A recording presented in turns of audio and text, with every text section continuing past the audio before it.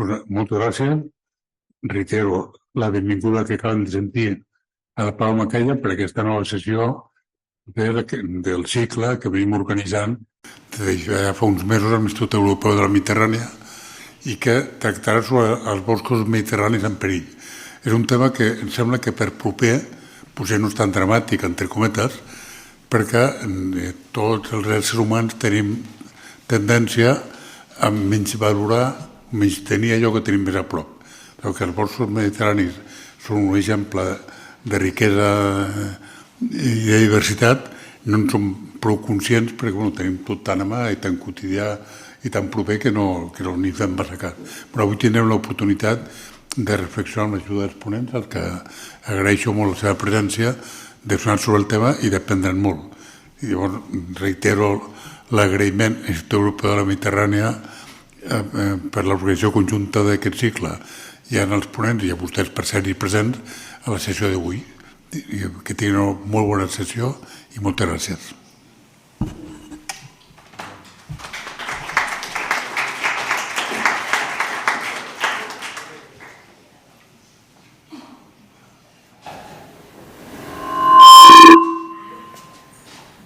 Hola, buenas tardes, buena tarda, good afternoon.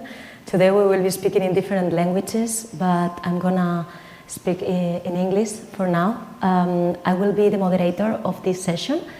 And well, thank you so much for coming and welcome to the Med Dialogues 2030. Today we are going to be focusing on forest stress, because as we all know, we are living in a very changing climate that is affecting forest, water, the soil, and our own livelihood. So we need to discuss today about the main challenges that we are facing, but also about adaptation strategies, because there is a pathway ahead that we can all contribute towards. And I think today we have two very good experts and scientists to tell us more about these solutions that exist and how we can ensure not only adaptation but regeneration of our ecosystems. As I was mentioning, forests are expected to change dramatically in the next year, and we are already seeing the emergency state of the water scarcity, and everything is interconnected. We need to look at the services that the forests provide, not only for our breath, but also for every single human activity that we develop. So how do we confront these challenges? How do we look at the local, regional, and international adaptation measures that are happening by the examples that we already have, by the research that we already have? So we will be covering some successful conservation practices and scientific research as well to tackle these rising temperatures and increasing wildfires as well, and the droughts that we're experiencing. So, well, this is just to say that today we will be doing like a sort of Q&A, like questions and answers that enable some dialogue, and hopefully we can also share with you some questions and answers from their side. So today we have Jordi Barrieda Duran. Hello, welcome. He has been a researcher for CREAF, the Center on Research on Forestry in Catalonia, since 1995.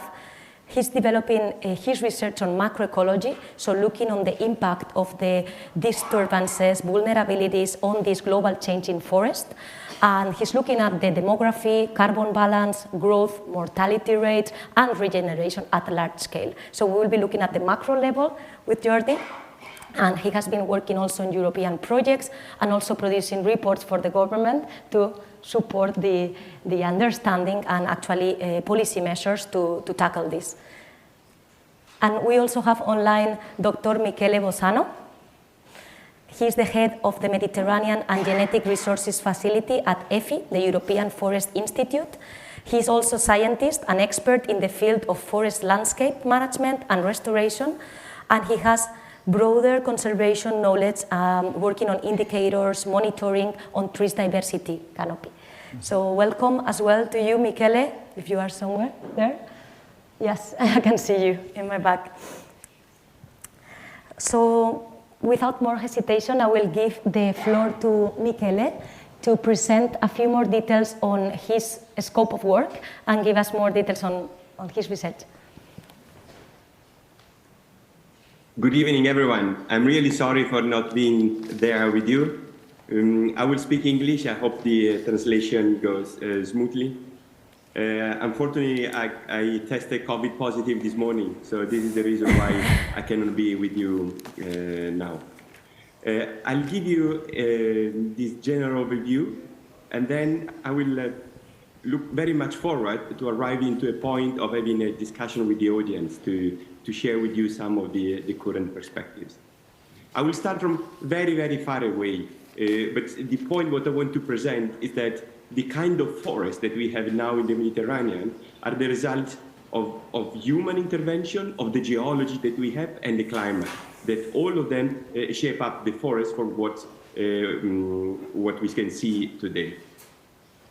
If we start from very, very long ago, from 53 million years ago, what we can recognize somehow as the Mediterranean was very, very different.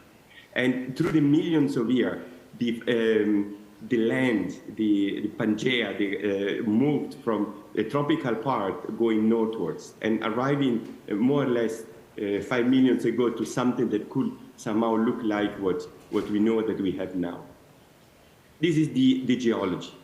The kind of forest cover in the deciduous forest that we can see now in the north part of the Mediterranean. If we look at 14 million ago, this was much norther and broader, much broader. But if we look at 53 million ago, was really very far away, actually, at the two poles of our globe. This to give an idea of the fact that the kind of ecosystem that we are used to see now has been really moving a lot. But looking at something closer to us, the glaciation cycle, and this is something that is simply looking at a more recent time, we have observed something like 20 different glaciation periods in our Earth, and glaciation means that the ice covers part of the globe and then goes away. I'm telling you all this because I want you to have this view of the fact that climate has always been changing. If we look at the last glacial maximum, which is only 20,000 years ago, you can see on the left side, this is the Earth seen from the top. So you can hardly recognize the Mediterranean, you can see the Caspian Sea, and it was like this. Only 20,000 years ago, most of the North Europe was completely covered by ice. Now you can see the ice is remaining only in the pole.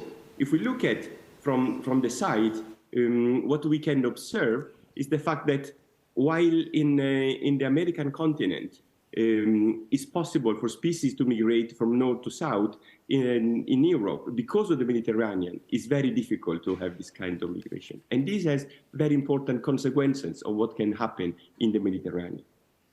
What we can see here is where the trees, the forestry species, were finding a refuge during the various glacial periods. As I mentioned, we had several glaciation phases in this part of the globe, and every time the species from the north, they were coming to the south, and then going back to the north, and then to the south. So this, they were having this refuge, and they were recolonizing the landscape. This you can see again the maximum glacial of 20,000 years ago.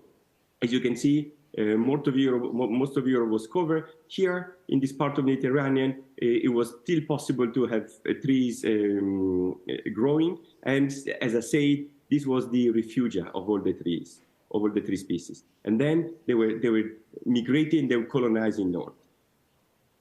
But how do trees migrate?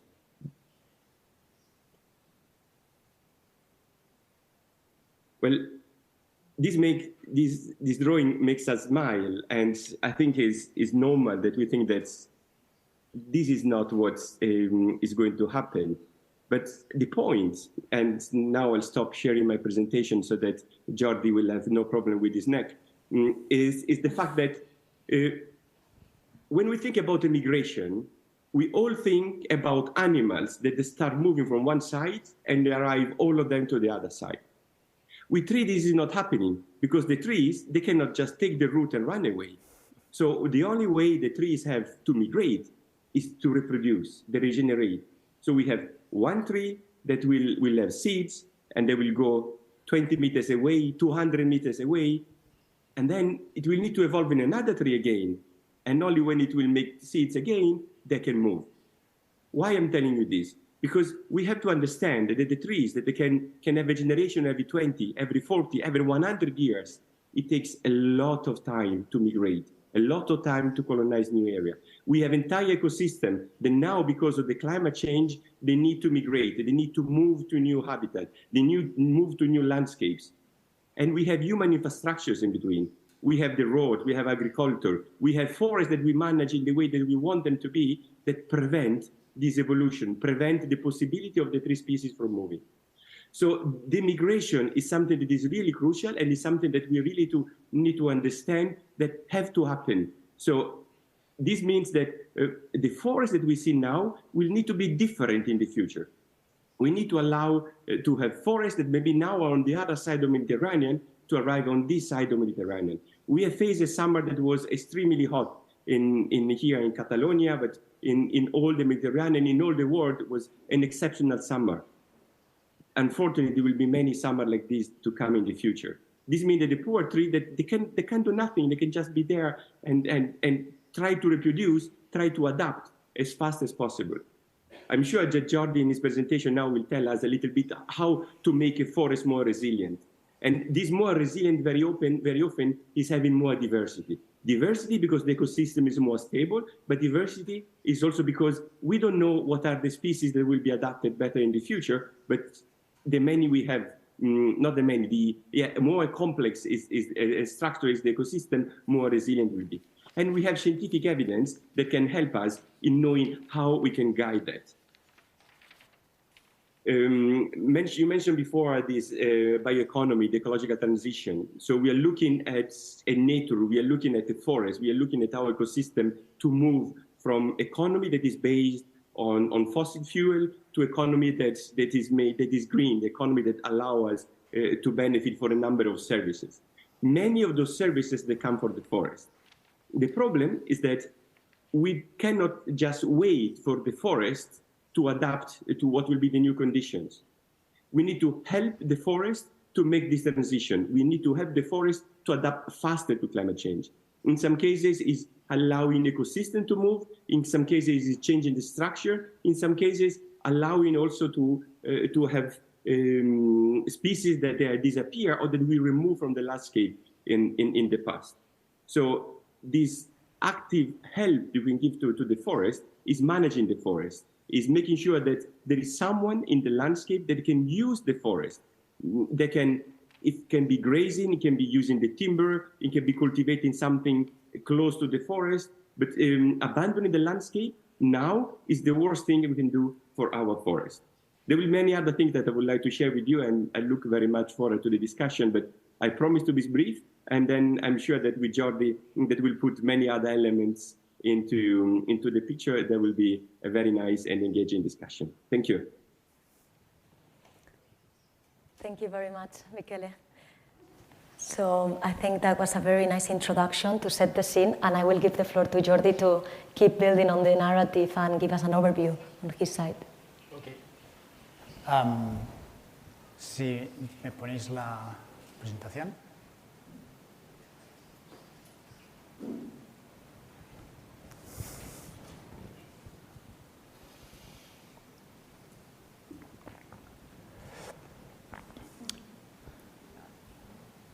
Buenos días, muchas gracias por invitarme a esta sesión de MedDialogue. Yo voy a dar una visión más local y no me voy a remontar a los tiempos del Paleolítico más allá.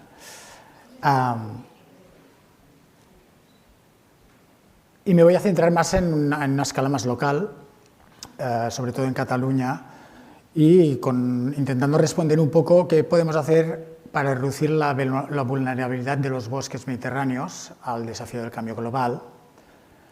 Y me gustaría empezar ilustrando lo que ocurrió este agosto, este verano pasado, no el anterior. Esta es una fotografía aérea de una zona de la Garrocha, que seguramente muchos de vosotros conocéis. Son encinares muy densos que vienen de un carboneo que hizo que tuviéramos bosques prácticamente con unas estructuras muy regulares, todos los árboles del mismo tamaño, etcétera.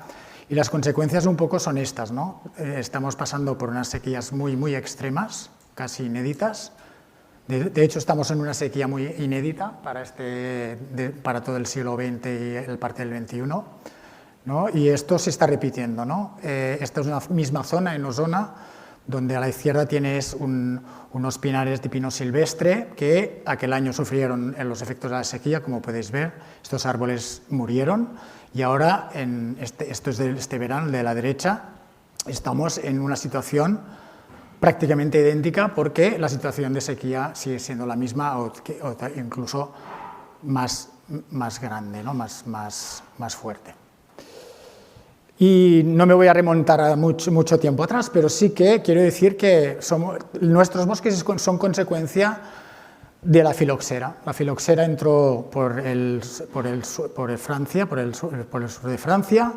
entró por el Empordà y fue invadiendo y atacando todos los viñedos, y esa fue la primera gran transformación del uso de nuestros agrícola, ¿no? Y la invasión, como veis en la fotografía de derecha, ¿no? Y la invasión de estas terrazas, ¿no? Que estaban los viñedos en todas estas terrazas, en las laderas de las montañas, y allí es donde los bosques de manera natural han ido invadiendo y recolonizando todas estas zonas, ¿no? Y esto tiene una gran capacidad natural para recolonizar los sitios. Esto es precisamente una fotografía a principios del siglo XX y cómo se recolonizó para estos días. Estos bosques se pueden volver a quemar. Esto es un incendio que ocurrió en el 86, pero de forma natural, de nuevo, los bosques mediterráneos responden con esa capacidad de adaptación, con esa resiliencia, con esa capacidad de recuperarse después de distintas perturbaciones. Y tenemos registros de este tipo de sequías, y estas sequías vemos que están muy relacionadas precisamente con las anomalías de temperatura, estas temperaturas anormalmente altas que estamos teniendo, o también anomalías de esas precipitaciones anormalmente bajas que estamos teniendo, que además, si se combinan, como pasan en estos últimos veranos, pues tienen las consecuencias, como veis aquí, de grandes cantidades de superficie afectada en nuestros bosques, ¿no? Y eso lo podemos analizar y podemos ver que no todas las especies responden de la misma manera a estas anomalías climáticas, sin llegar ahora a describir un poco estas gráficas, pero sí que veis las curvas como son distintas en función de la especie que estemos tratando, con lo cual no todas las especies responden de la misma manera, con lo cual nosotros podemos de alguna manera saber cómo van a responder en el futuro ante escenarios climáticos como los que nos van a venir, ¿no? Que ya han empezado a venir, pero que nos van a venir, ¿no? A la derecha tenemos un modelo que hicimos con estas informaciones, que en rojo nos muestra precisamente qué zonas van a ser más vulnerables a la sequía ante situaciones de sequía, justamente como la que aparece en la izquierda, que es lo que ha pasado este verano. Es decir, que según el modelo que hicimos, todas las zonas en roja deberían estar afectadas por sequía este año. Por suerte, creo que no ha sido tan grave. Gracias a los modelos sirven, pero no sirven siempre para todo. Y eso, lo que hablábamos de las migraciones, que hablaba Miquel de las migraciones. ¿Qué ocurrirá con las especies a finales del siglo con el cambio climático? Pues aquí vemos una imagen de que para determinadas especies, en negro se ven las zonas donde ahora, a la izquierda, es donde este pino silvestre, un pino de carácter más europeo, más de alta montaña, pues va a reducir muchísimo los sitios donde va a poder vivir, ¿vale? A finales de siglo, pero en cambio otras especies como el pino carrasco, el pino típicamente mediterráneo, es una especie que, fijaros, ¿vale? Aumenta las manchas negras de izquierda a derecha, con lo cual estamos diciendo que estos modelos nos dicen que esta especie va a estar muchísimo mejor de ahí en adelante. Y eso tiene consecuencias sobre los servicios ecosistémicos. No voy a entrar en esto porque después en el diálogo estas cosas van a aparecer.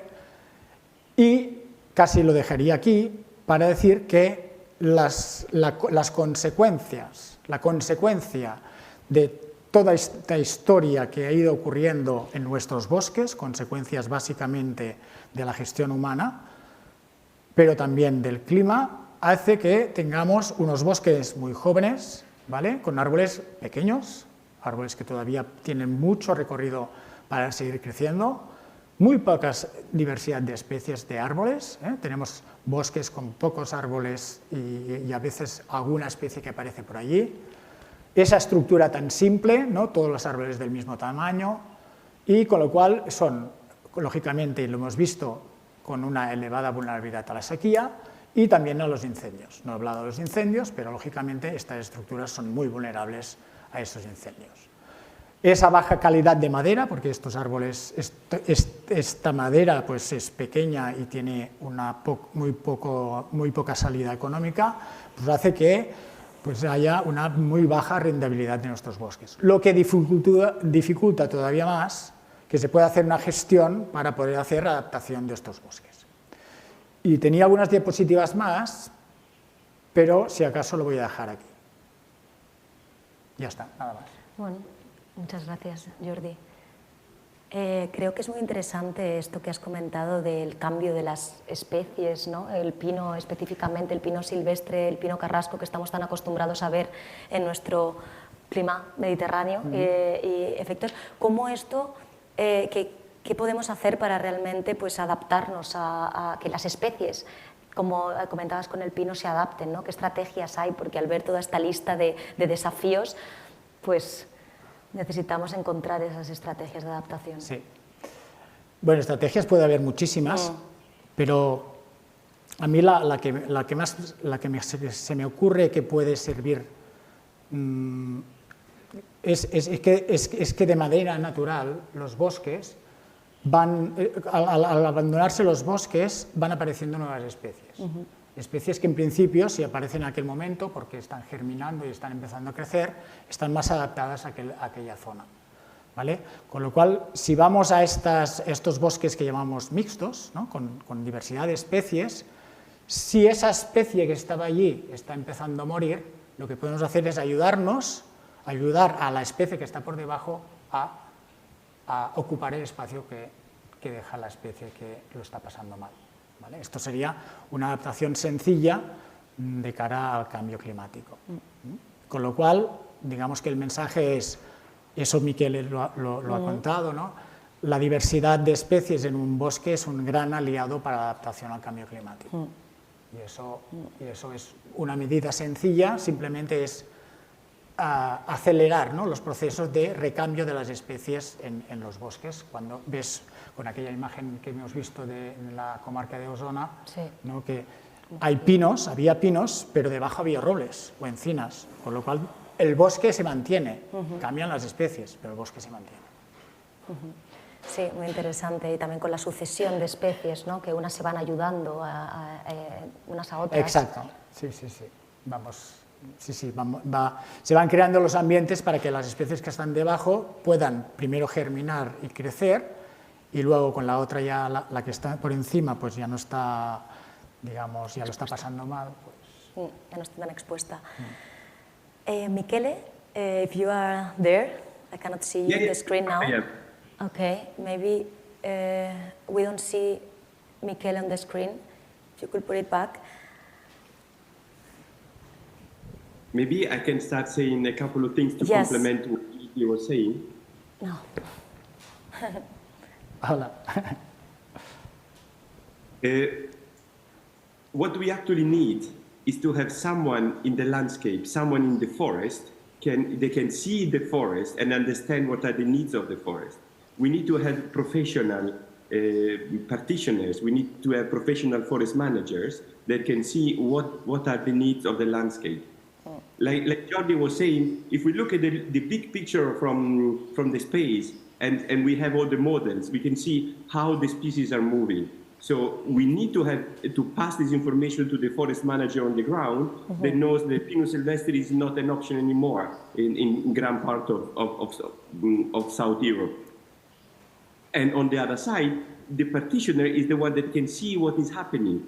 The forest manager that responsible for the site can see if a species is doing well or doing bad and try to see which species can favor and which one not. On the other side, we need to make sure that it has the possibility of introducing new species that maybe we removed in the past, or new species that can take too long to arrive there. Jordi mentioned probably the quercus species. Those species can take very, very long to arrive, especially if we removed before because we didn't want to have them. So in the moment we know that it's about to happen, well, why don't doing it so it can happen faster? And then I want to add also another thing, something very, very important that Jordi mentioned. The ecosystem services that we receive from the forest are extremely important for us. But you know, the forest, the wood that we can take out of most of the Mediterranean forest, it has a very, very, very low value. So the owner of the forest need to manage the forest in a way that very often the cost for managing is not paid off by the timber that we can sell.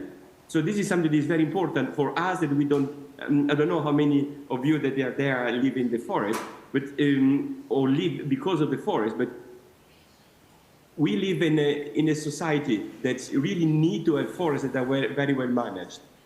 But then there are very few that manage the forest, and they also have to make a living out of it. But maybe this opens to new kind of debates. Please, back to you. Thank you.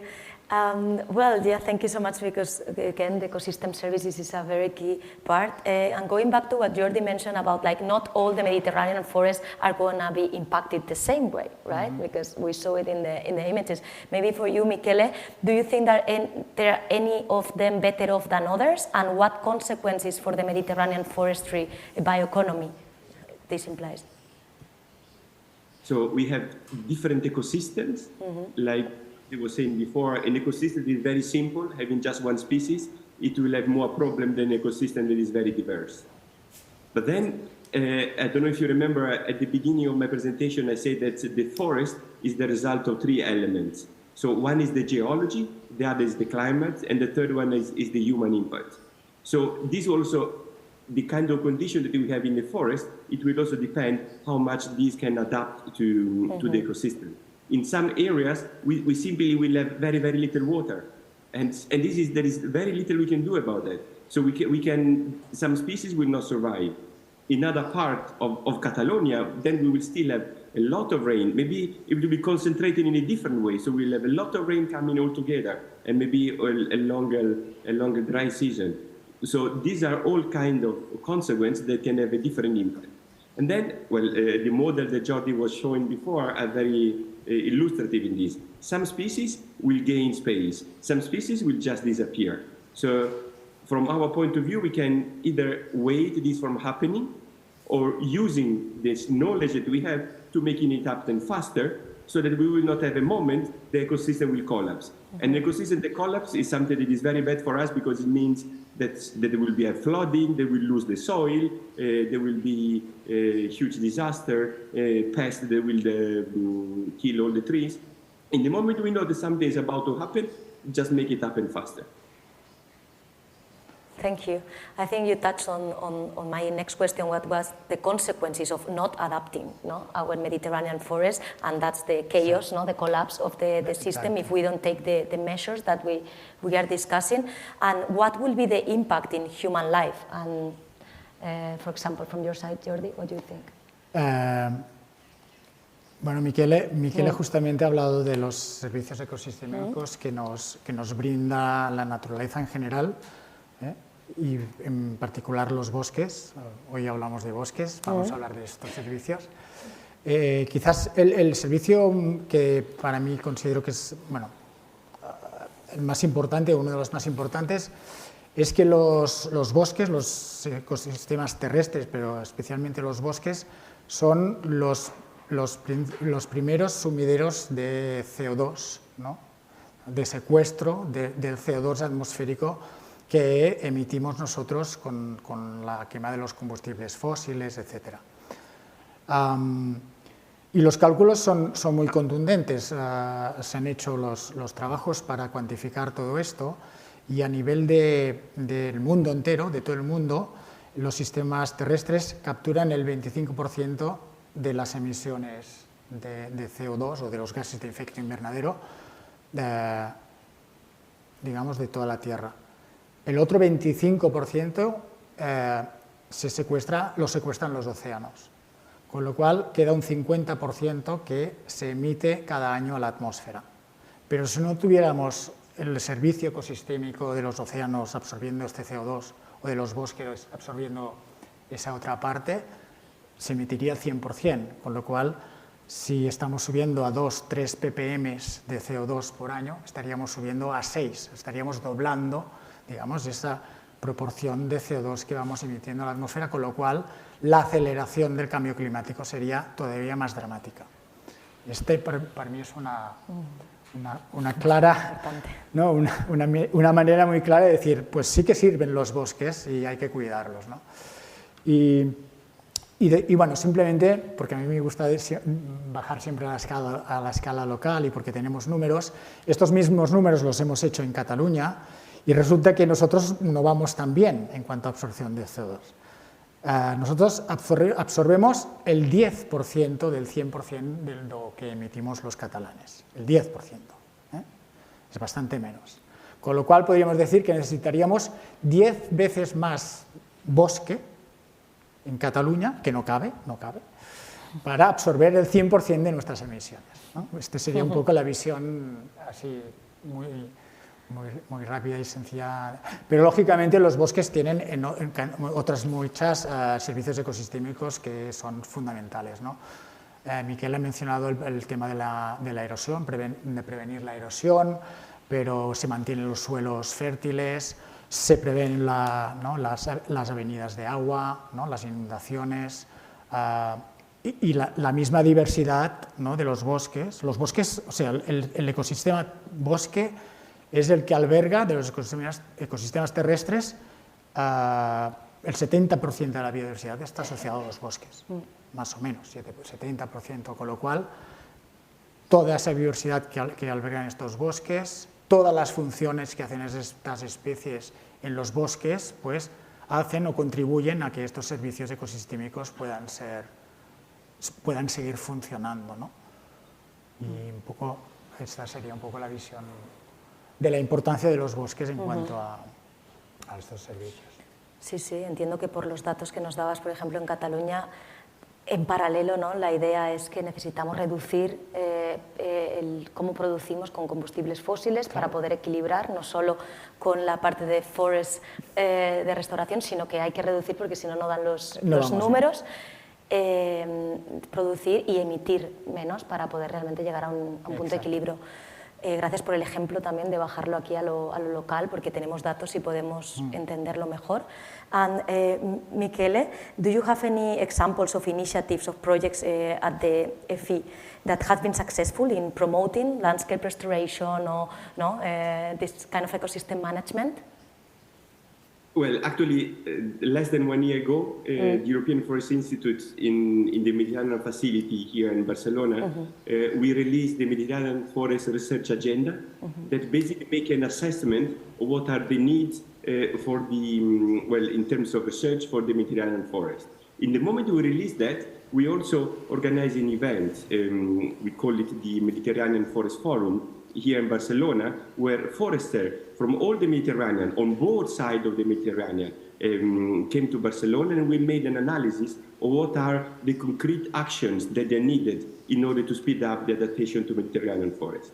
Yes, restoration is an important action that we can take, but like like Jordi was saying, no caben. All the landscape is used for something. It's not that we can think of having thousands or millions of hectares where we can plant a new forest. We can just manage better the forest that we have. We can make sure that restoring a forest landscape, meaning planting new trees where there are already trees, mean managing the trees better, means also making sure, you mentioned before the transition to the bioeconomy. Bioeconomy means making use of the timber that our forests produce. So making sure that instead of buying timber from a tropical country, we buy timber that is produced in Catalonia, and then we can make furniture, we can make building with this timber. We can manage the forest so that they can produce better quality wood, and also having a system behind that can have diversity of those forests. Thank you, Michele. And I think, Jordi, you also have an example no, of the use of forest capture for the biomass. Well, a report that you did for the government on kind of, forest biomass for energy and the calculation. Yes, sí. Sí, estos cálculos los hicimos, pero esto hace bastante tiempo. Vale. Ahora no recuerdo los números. Pero bueno, en cualquier caso sí que es verdad que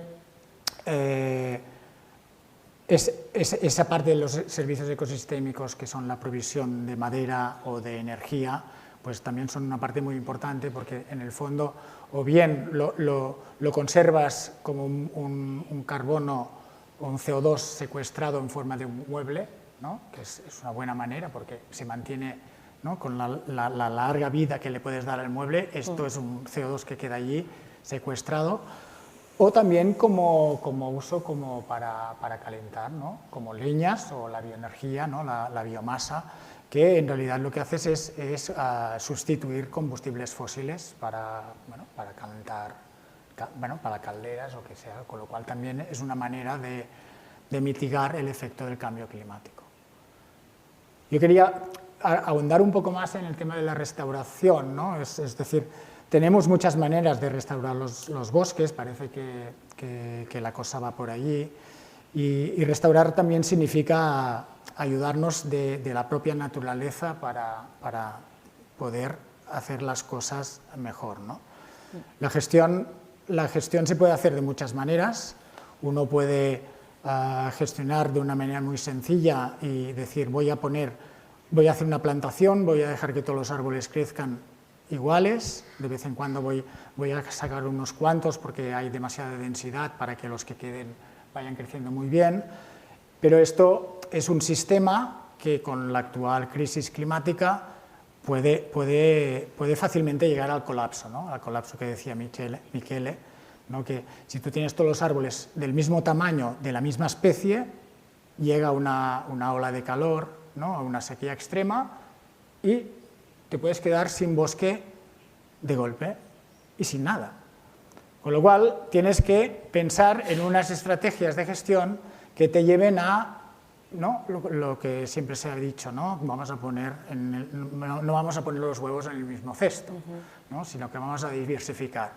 Antes he hablado de las especies, ¿no? En el ejemplo de Osona, diciendo, bueno, suerte que por debajo hay encinas, hay robles, etc. Pero claro, podemos pensarlo también en cuanto a la estructura. Michele también hablaba de que diversificar la estructura del bosque, ¿no? Hacer que haya muchos árboles de muchas especies y de muchos tamaños distintos, ¿no? Árboles muy grandes que siguen creciendo, árboles menores que cuando salgan los grandes porque los has sacado para madera, pues los siguientes sean estos, y así, ¿no? en esa sucesión hasta los árboles que justo acaban de nacer, que serán el futuro de este bosque, ¿no? Mantener esa continuidad forestal y haciendo una gestión más moderada, ¿no? No sacar toda la madera de golpe, sino irla sacando de manera que además proteges el suelo, etc. Totalmente, es muy clave.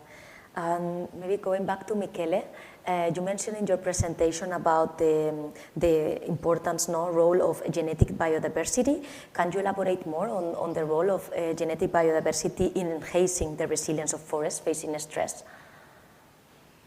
Of course, thank you. When you look at trees of one species, even if they can look all the same, like it's just like humans. It's just one species, but we have different individuals. And different individuals can react in a very different way. In this moment I have COVID. I'm only tested and I know that I have COVID, but I have no consequences. My colleague has been in bed for 2 weeks because of having COVID. And this is because we have a genetic diversity between the two of us. And we have reacted to a virus in a different way. And this is the very same thing for the plant.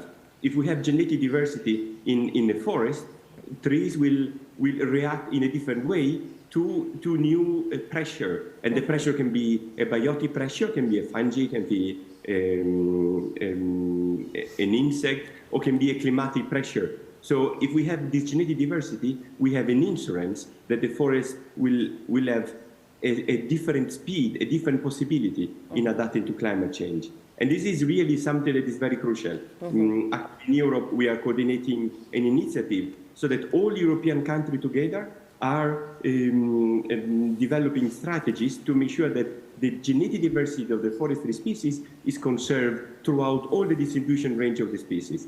We don't know what kind of climate we will have in the future. We don't know what kind of pest will wipe out completely one species or two species or many species from our landscape. So the best insurance we can have now is trying to conserve all the genetic diversity that we have in our forests, in our landscape. Because once a genetic diversity is lost forever. It's something that we can never recover. Thank you very much.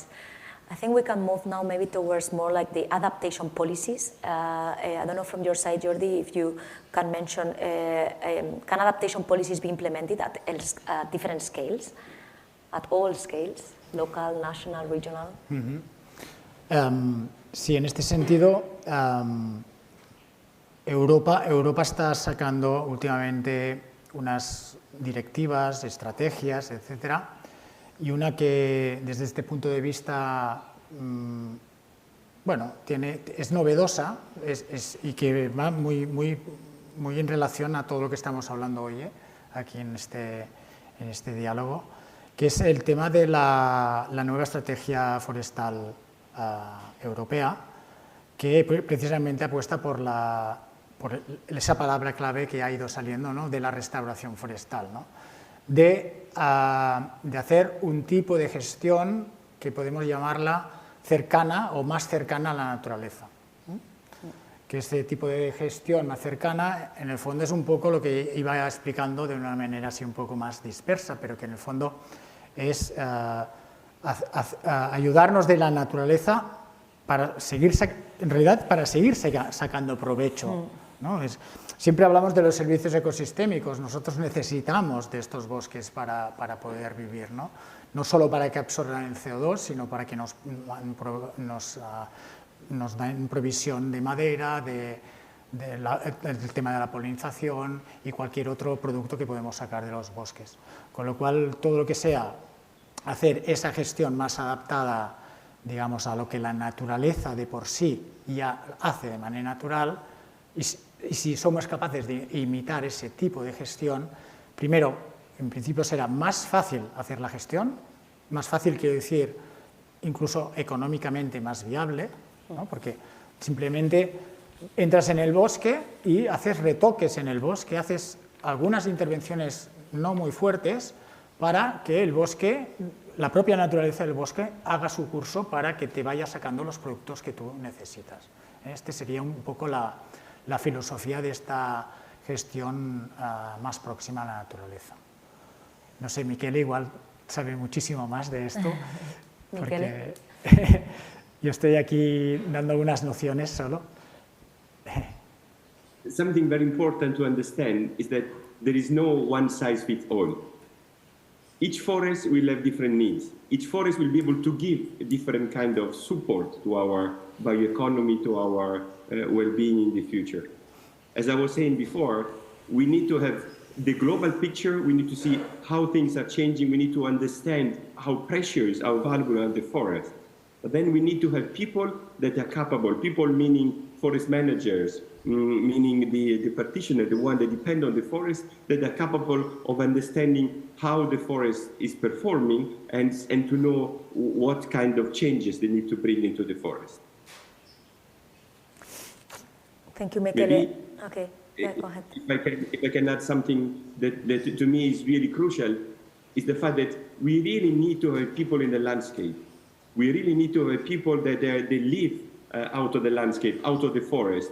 We need to have shepherds that bring the cabras, the goats and the sheep into the forest. Because if we have too much biomass, then when the forest fire arrives, there is no way we can stop it. And these animals are very important for us. And we have people that make a living out of it. So it's important for us to understand that those people are really giving a service to us. So it's important to buy the local meat. It's important to buy the local timber, as I said before. It's important to see that there are people that live in the landscape that are giving us an enormous service. And looking more at the kind of like cross-border collaboration, do you know if there are countries working to implement adaptation measures for their forest? Yes, in all Europe, at different level, we are all struggling with the same principles. I can say that looking at the Mediterranean as a whole, we can see a big difference between the north and the south. As you can imagine, in the north, the biggest problem that we face is land abandonment. This is why in my intervention I keep repeating that it's important that we have people in the landscape, while in the south very often we have overuse of the landscape, especially close to the city, close to the villages. While in the north we have well, Spain is a good example, enormous portion of the landscape that they are completely inhabited, that there is no one living in it. So this kind of this huge diversity brings different pressure, different motivations. We have some very good examples here in Catalonia in terms of adapting the forest to climate change, adapting the forest to be more resilient to forest fire, to more resistant to forest fire. The Diputación de Barcelona has a special program that put together the forest owner, so that they help them in managing the forest, and they bring the shepherd so that they can graze, and then support the shepherd to sell the cheese and the meat. So this kind of actor, they can really make a huge difference. Something will not happen naturally, but if you have a centralized authority that can help this from happening, this can make a huge change. Thank you, Michele. And maybe for you, Jordi, he mentioned about the abandoning lands, no, in the northern Mediterranean region, and I think this was part of our cultural heritage, no, of the transhumance, of people living in the rural areas, but we transition towards living more in urban areas. Do you think that there can be a kind of like we can build on these learnings to build new climate adaptation resilience, or not? Sí, bueno, intentar recuperar un poco ese tipo de, bueno, es complicado, ¿no? Yo lo veo complicado porque realmente se habla muchísimo de recuperar, ¿no?, la gente, el medio rural, etcétera, pero claro, es un tipo de recuperación que necesita una tradición, ¿no? Cuesta de la nada uno decidir ser pastor y ir ¿no?, con sus ovejas, etc. Esto es complicado. Ha habido intentos, hay la Escuela de Pastores del Pallars que están haciendo un trabajo que está muy bien y que bueno, están consiguiendo pequeñas sí, podríamos decir que sí, están consiguiendo algunas cosillas, ¿no? Pero cuesta mucho que este tipo de procesos, ¿no?, de procesos relacionados, en realidad son procesos ecológicos que funcionan, ¿no? En los ecosistemas necesitan todos los procesos, y ese proceso es el proceso que le llamamos de la herbivoría.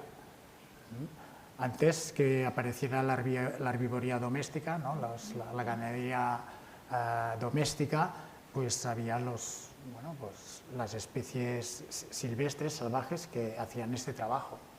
Cuando estos se perdieron, ese trabajo se seguía haciendo precisamente con los pastores, etc. Y ahora se ha vuelto a perder, y justamente por esto es verdad que están apareciendo muchos problemas que se resolverían con este tipo de gestión del territorio, ¿no?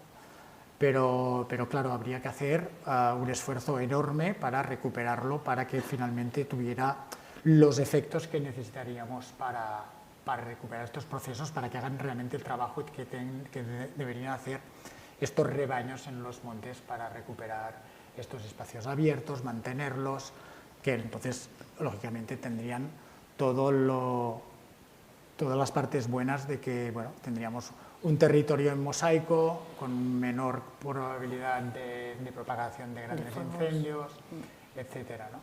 Pero es difícil, se habla mucho de eso, ¿eh? Se habla mucho, hay como la esperanza, es decir, bueno, vamos a recuperar, ¿no? Pero soy algo pesimista, ya supongo que ya dices esto. Sí, la verdad es que es un tema muy recurrente. Yo que trabajo en una agencia de comunicación y revista especializada en temas de sostenibilidad, sí nos encontramos pequeñas iniciativas en España que están intentando recuperar, revitalizar, ¿no?, la economía rural, al final, con un acercamiento pues, más hacia la juventud, con iniciativas más creativas o de reusar el residuo, ¿no?, de mirar el residuo como recurso, ¿no?, intentar realmente pues, crear nuevos modelos de negocios que a lo mejor son nuevos, tomando, ¿no?, otra vez la vuelta a descentralizar un poco a la población para también crear más resiliencia, ¿no? Al final también la diversidad es lo que también a los humanos nos hace mucho más resilientes, ¿no? También creo que esto es un tema muy interesante, ¿no?, porque abordábamos que es uno de los temas más importantes, ¿no?, en el norte del Mediterráneo, en la pérdida de la gestión del suelo, pues se expone más, ¿no?, a la naturaleza, incluso a nuestra propia dependencia, ¿no?, de los recursos. Pero bueno, creo que por mi parte, creo que ya está todas las preguntas, creo que estaría bien abrirlo al público y escuchar si hay algunas preguntas para que también puedan responderlas los expertos. No sé si alguien tiene alguna pregunta.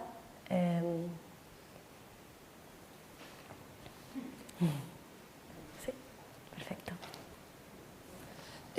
Yo quería preguntar sobre los efectos de la gestión contra los incendios, cómo afecta la biodiversidad y a esta renovación del bosque con la diversidad y las diferentes edades del bosque.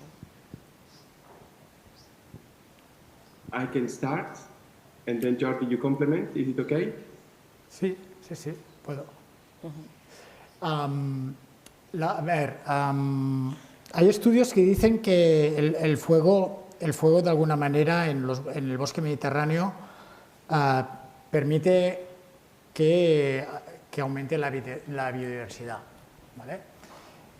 Pero bueno, esto hay que verlo de distinta manera, porque cuando entras con un incendio, lo que ocurre es que se abre el espacio y hay una gran cantidad de especies que no podían vivir en el entorno en el que estaban y tienen la oportunidad de empezar a crecer, a germinar, a crecer, etcétera, con lo que momentáneamente aumenta esa biodiversidad, ¿no? Pero, digamos que sería la biodiversidad típica de los espacios abiertos.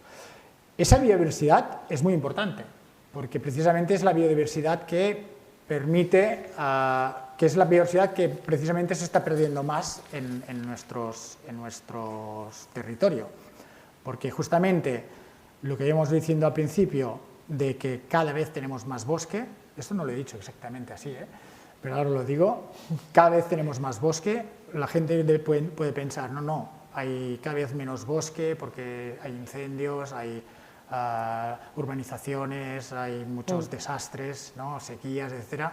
Pues no, resulta que cada vez tenemos más bosque, este bosque sigue ganando terreno a los espacios agrícolas, con lo cual todas aquellas especies que son precisamente de estos espacios más abiertos son las que están perdiendo, están en declive en nuestro territorio, ¿vale? Con lo cual, los incendios son buenos desde este punto de vista. Lógicamente, lo que no queremos son grandes incendios que destruyan una gran parte del territorio, y menos si queman casas o muere gente, obviamente, ¿no? Pero los incendios son un buen sistema para recuperar esos espacios abiertos y precisamente intentar recuperar esa biodiversidad. Es un tema muy polémico este, ¿eh? Sí, es curioso. Miquele. Perdona, yo no me refería al hecho del incendio en sí, sino a la gestión contra los incendios, es decir, estas salas que hacen del sotobosque, que son que quitan todo este estrato inferior a la copa, ¿no? Que entiendo que es importante también y que generan no solo para el tema de la biodiversidad, sino también para el tema de la gestión del agua, las corrientes y tal, cómo eso se va contrarrestando, porque entiendo que es necesaria, pero por otro lado es una destrucción importante de hábitats que están consolidados. I think I can try to reply because actually I had a very similar question when I was first exposed to the way forests are managed here in Catalonia to prevent forest fire. Because managing a forest to make sure that it is less likely that it will burn when there is a forest fire, meaning simplifying it a lot, meaning eliminating sometimes completely the lower part of the forest and to leave in only maybe 1 or 2 species. And then having the grazing, which is fine, they can protect, but then it means that the forest is really very much simplified. So if you look at the single piece of forest, yes, we see that there is a loss of biodiversity. We see that actually that forest is not evolving at all. It's just simply a buffer zone that will stop the forest fire. That's why we need to look at the full picture. We need to look at the entire landscape. And then it is also why, once more, it's important to have local authorities that they can coordinate all the actors that are involved, all the forest managers. They can see the landscape, the various patches of the landscape. So when we look at how we can prevent big forest fire, because the big forest fire that we want to have is, like Jordi was saying, forest fire is something that has always existed in the Mediterranean forest, and we will always exist, and is needed for many species. But what we don't want to have are the big forest fire, the one that we cannot control, the one that will kill people. So we need either to let the forest fire happen, or sometimes to burn the forest ourselves, to have this preventive small forest fire that will continue, that maintain a special ecosystem, that help some new species to enter, or some species that were disappearing to entering, but then will prevent the big forest fire happen. So, as I was saying, if we see the full picture, if we see the entire landscape, we will have some portion of the landscape that are devoted only to have few tree species of the same even age area, the same size, so that the animal can graze, and then the forest fire there will not be a low one, so that it will be much easier also for people to go there and to stop the fire.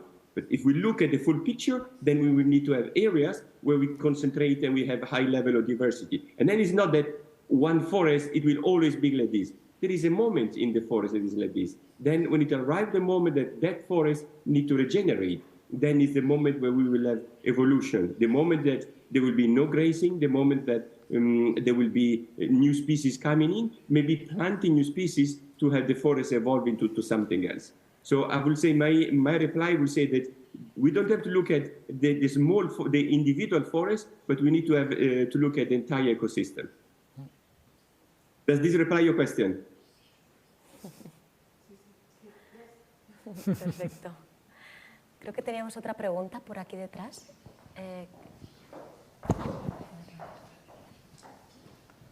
Hola. Yo quería preguntarte la lista de especies que está por desaparecer, por despedirse, y las que van a ganar. Has dado el pino silvestre y el carrasco, si hay más ejemplos.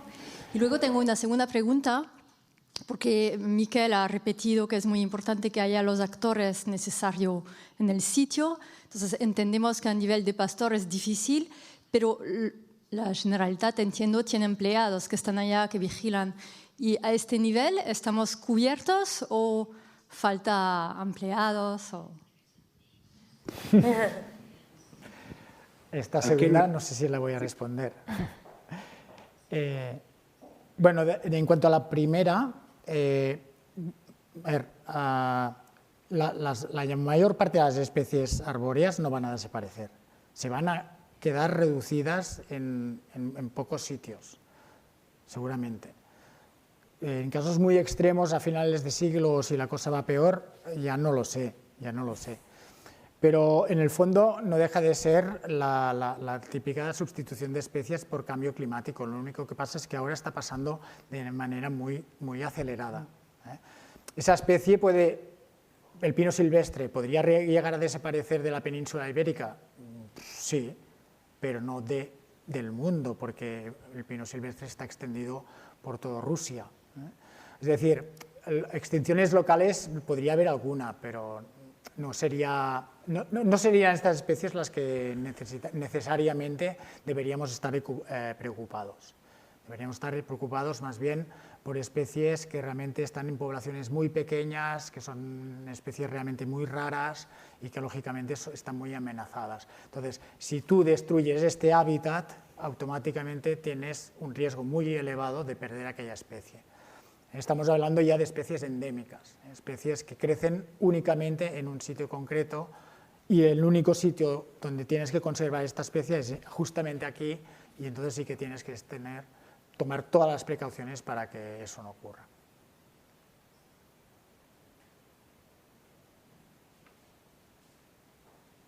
Creo que teníamos otra pregunta por aquí detrás. Can I just reply to the second part of the question? Sí, Miguel, go ahead. Because we mentioned that it's important to have people in the landscape, but the jobs are different from the job that we had in our cultural heritage.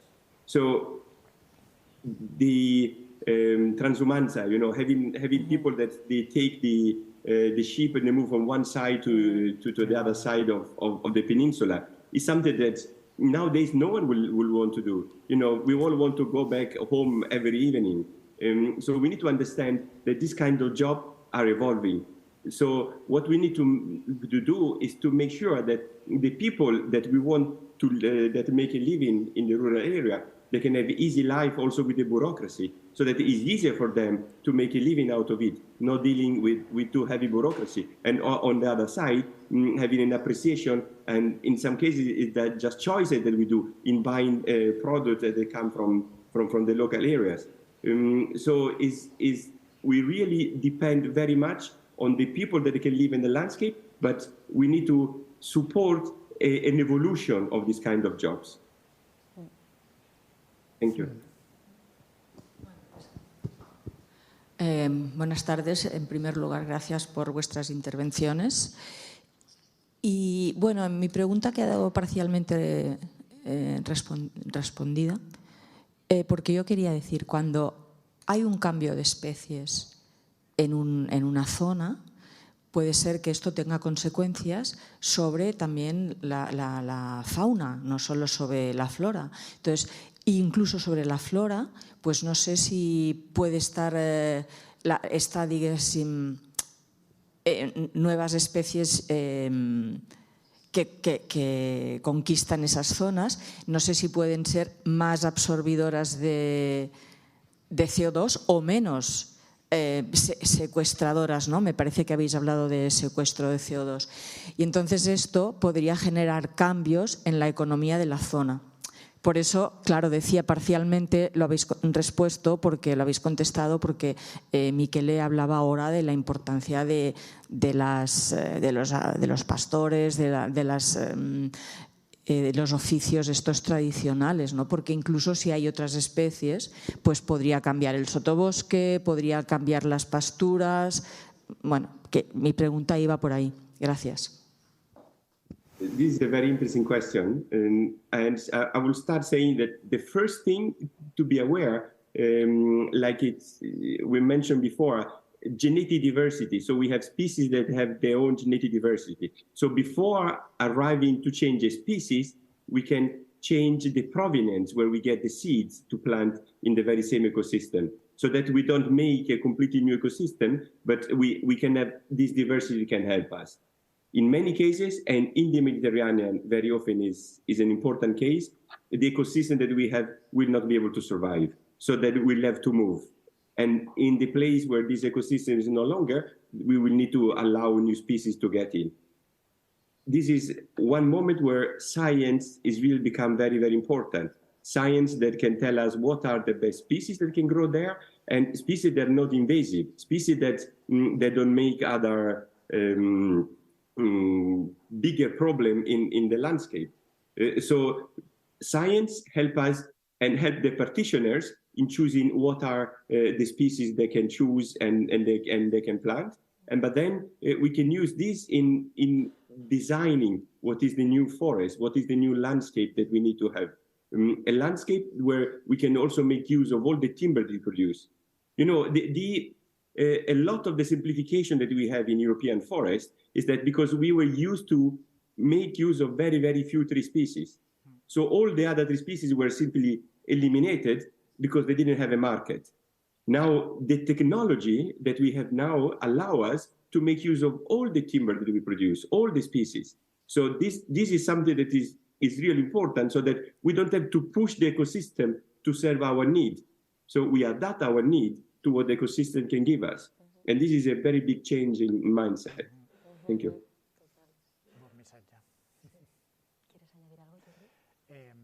Bueno, a ver, quería aprovechar la pregunta para hablar del problema de las especies invasoras, porque esto sí que es una realidad, y las especies invasoras sí que son transformadoras muy a menudo de los ecosistemas, desplazan especies. En animales hay muchísimos ejemplos y están realmente generando problemas muy graves justamente en aquellos ecosistemas, no justamente los bosques en este sentido son algo más resistentes a las invasiones, pero cuando tienes ecosistemas mucho más frágiles, ¿no? como una, ahora me sale en catalán, un aiguamoll, ¿no? un humedal, ¿no? Como en el delta del Ebro, pues sabemos que hay muchas especies que están entrando, que son invasoras y que realmente crean auténticos problemas que van mucho, o sea, que tienen consecuencias económicas muy importantes además, ¿no? Porque, o sea, como que se pierde el servicio ecosistémico, se pierde toda la economía que está detrás de aquel servicio.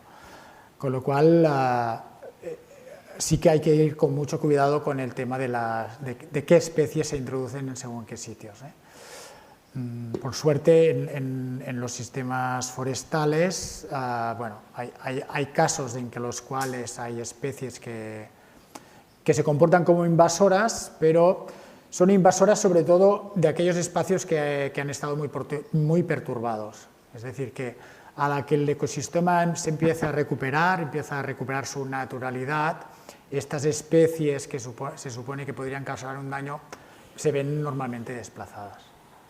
Es algo distinto. Perfecto. Sí. A ver si soy capaz de poner orden a los retos que os quiero plantear, ¿no? En primer lugar, ¿habéis pensado de qué manera podemos o se puede hacer atractivo el rural a la persona más de ciudad, en el sentido de compartir? Es decir, yo creo que se están generando nuevos modelos de negocio con respecto a la naturaleza. Y hablo así porque de alguna manera siempre habrá que buscar alguna compensación económica que permita fijar la población en los bosques, esos agentes forestales o personas gestores de los bosques que son necesarios. Y por tanto, esta mañana tenía una mesa redonda con Abadío Green, y él comentaba que la Universidad de Antioquía, donde está, no celebra las clases en los paraninfos, sino en el rural. Es decir, todo tu curso lo celebras 5 ejercicios dentro de tu hábitat, de tu propio hábitat, y vienes a compartir 15 días en un año dentro de los espacios de alguna forma. ¿Cómo podemos hacer más espacios amigables, el campo, teniendo en cuenta no solamente las virtudes del propio campo, sino también los ciclos vitales de las personas. Es difícil formar una familia o mantener una familia en un ámbito rural cuando tus hijos tienen que desplazarse, etcétera. Que hay otras ventajas bucólicas, seguro, ¿no? Es difícil ser pastor y hacer transhumancia con lo que representa cuando nos hemos concentrado más en esas relaciones personales. Esa es una. Dos, ¿cómo se contempla la agricultura dentro de los bosques? Es decir, agricultura. Claro, es decir, un campo de olivos o una viña es bosque. ¿Y hasta qué punto lo es? Y lo digo por una simple razón. Sabéis que a partir del año que viene las emisiones de CO2 serán reguladas por la Unión Europea y por tanto generará una serie de nuevos modelos de negocio que evidentemente tienen mucho que ver con la remuneración de un cierto aspecto de la captación o del secuestro del CO2, ¿no? Y en tercer lugar, también en ese ámbito, sabéis que ya se están constituyendo modelos de creación de empresa que se dedican a regenerar bosques quemados, con un modelo de captura de CO2 y venta de derechos de emisiones de CO2.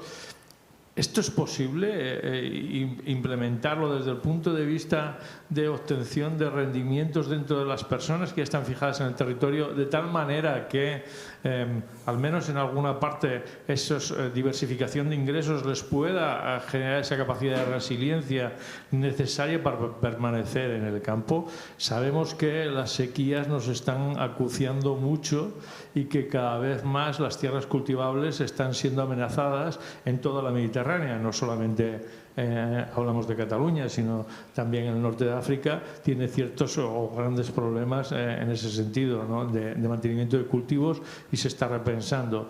Claro, al final la gestión de los bosques es también una gestión del entorno natural, del medio, y son protagonistas los payeses, los campesinos de todo ello. ¿Y cómo protagonizamos los urbanitas, las personas que estamos más en un desarrollo urbano, ese cambio o esa transformación? ¿Dónde empezamos? A ver, bueno, puedo contestar algunas de las preguntas. Es que algunas son muy de opinión, porque realmente no son de mi ámbito, con lo cual, bueno, podría intentar expresar mi opinión, pero, bueno, igual Miquel en algunas de las preguntas que has hecho puede tener alguna respuesta un poco más consistente. Bueno, lo de la agricultura, si es bosque, no es bosque, pero en realidad que si puede participar, ¿no? En cuanto al secuestro de CO2 está claro, ¿no? Habrá las nuevas normativas que lo permitirán.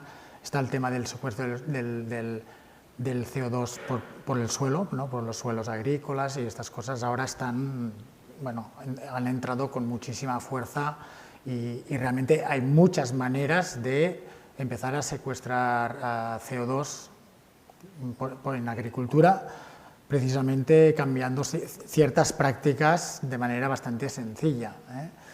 Con lo cual aquí hay un larguísimo recorrido para que, bueno, si puedan haber compensaciones, pues que puedan llegar por allí. En cuanto al tema de los bosques, me ha parecido que decías lo de plantar árboles, sería más el tema que el de plantar árboles para capturar CO2 y tal, ¿no? Nosotros, y lo digo ya en general en el CREAF, somos bastante reticentes a este tipo de iniciativas. De hecho, la estrategia forestal, si no recuerdo mal, dice que van a plantar 3.000 millones de árboles. Espero que no sea aquí, porque árboles tenemos muchísimos. La regeneración natural, o sea, la regeneración de los bosques es natural y funciona, con lo cual no hace falta plantar bosques, pero que sí que se podría buscar la manera de compensar a los propietarios que hacen una gestión que secuestra CO2. Para mí esta sería, es decir, incentivar, no el plantar árboles, sino incentivar la gestión para secuestrar CO2. Y eso simplemente es hacer números, hay iniciativas, hay un proyecto que se llama Life Climark, que ahonda bastante en este tipo de soluciones, en el cual un empresario lo que hace es comprar créditos climáticos. Y esos créditos sirven para simplemente pagar la gestión forestal X en este bosque. ¿Vale? Y detrás hay unos informes, unos documentos que dicen si esa es la gestión que vas a hacer, pues vas a secuestrar esta cantidad de CO2.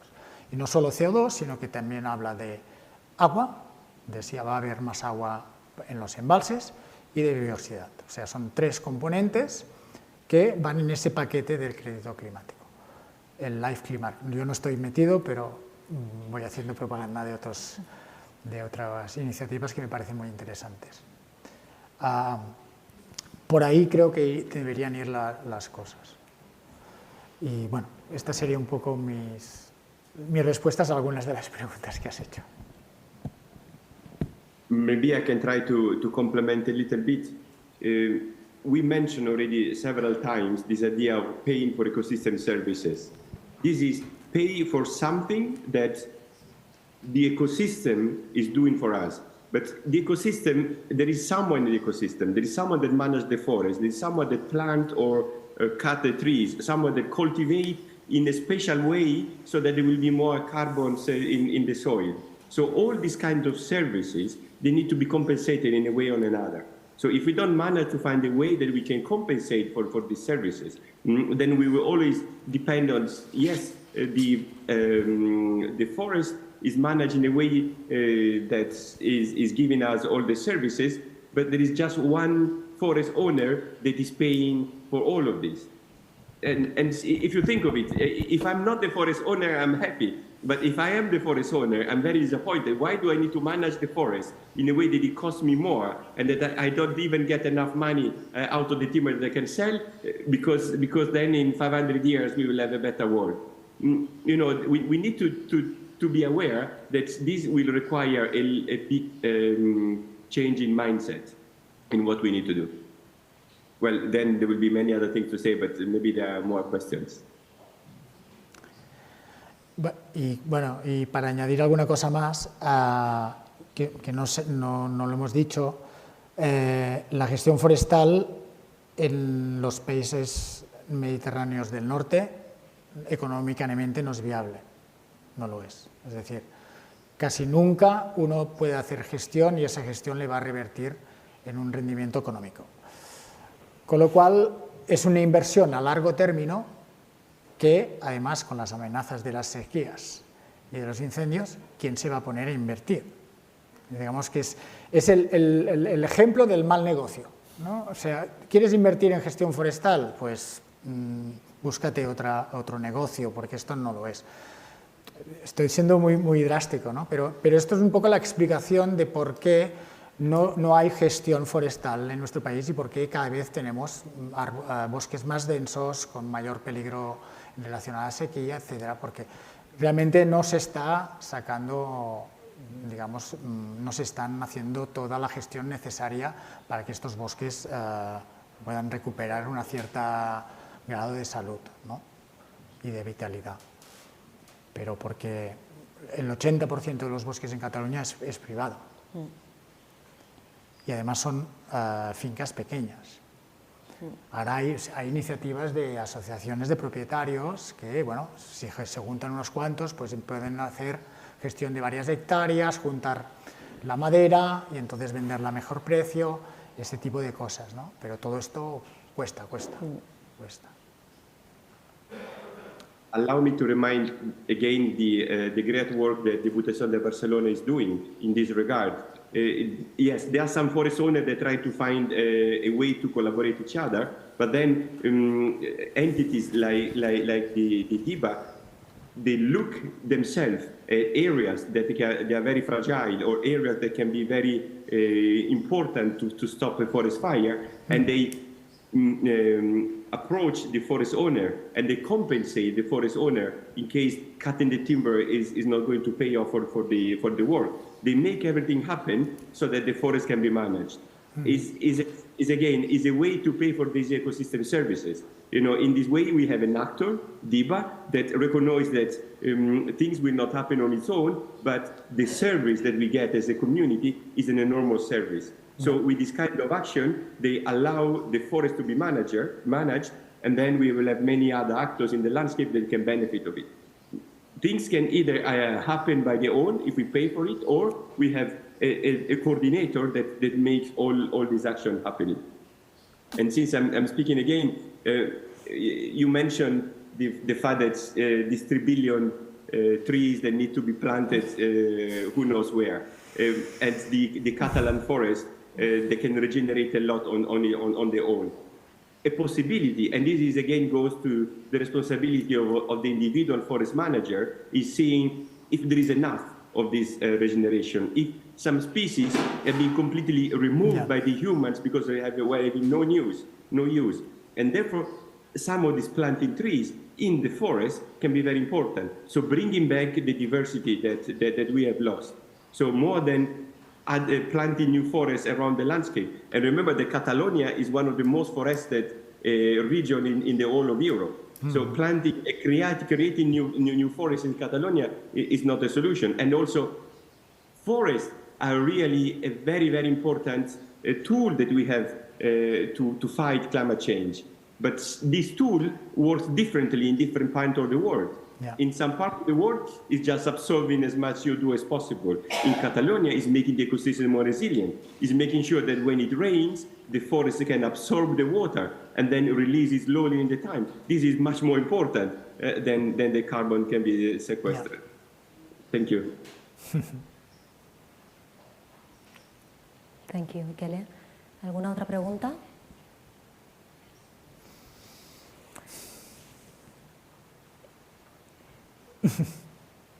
Bueno, yo tenía una última pregunta, que se ha estado hablando mucho de qué papel juegan diferentes actores, ¿no? Hablando de forest management, necesitamos a las personas ahí, considerando la complejidad que significa, ¿no?, este ecosistema mediterráneo. ¿Qué esfuerzos de colaboración, de interdisciplinaridad son necesarios, ¿no? Porque aquí tenemos academia, la parte de la evidencia científica, hemos hablado de las personas que están ahí implementando. ¿Qué falta o qué tenemos, qué se necesitaría para realmente que esa colaboración acelere también, ¿no?, a nivel social esta transformación?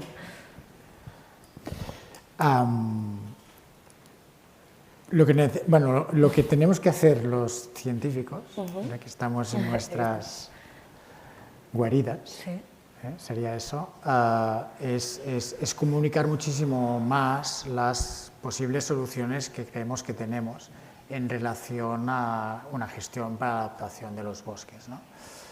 Y eso quiere decir pisar el terreno, contactar con los gestores, ¿no?, los que se dedican a gestionar nuestros bosques, con los propietarios, etcétera, para intentar trasladar justamente ese conocimiento en prácticas concretas y que además sean soluciones reales, ¿no?, sobre la realidad del país.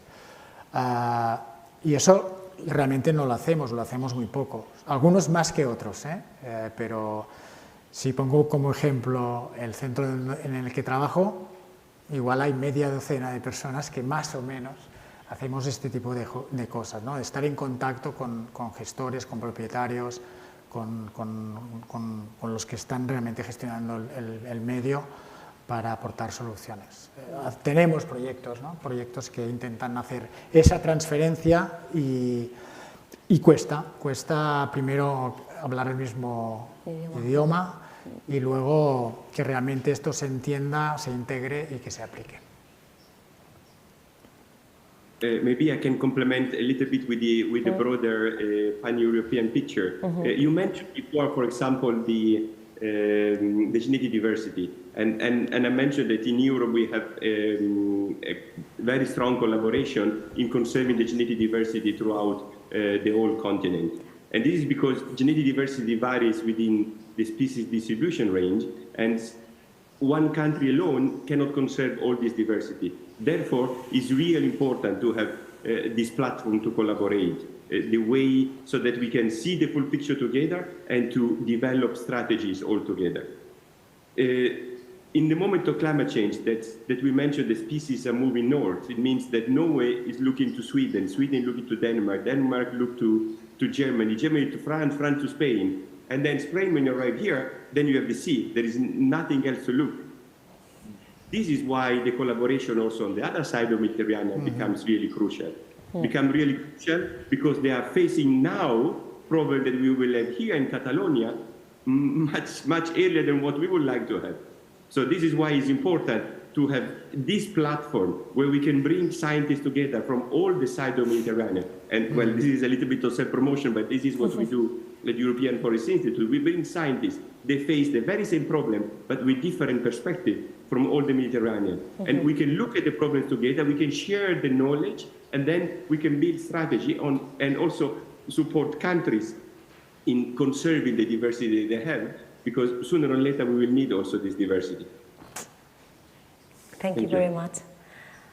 I think with this we wrap up the session. I think it has been very interesting, very complete from different perspectives, and I really love the insights that you gave us today and the key messages. So thank you everyone for coming today, and we hope to keep in touch and keep discussing about and communicating about the pathway to climate resilient forest. Thank you. Thank you. Thank you to the speakers.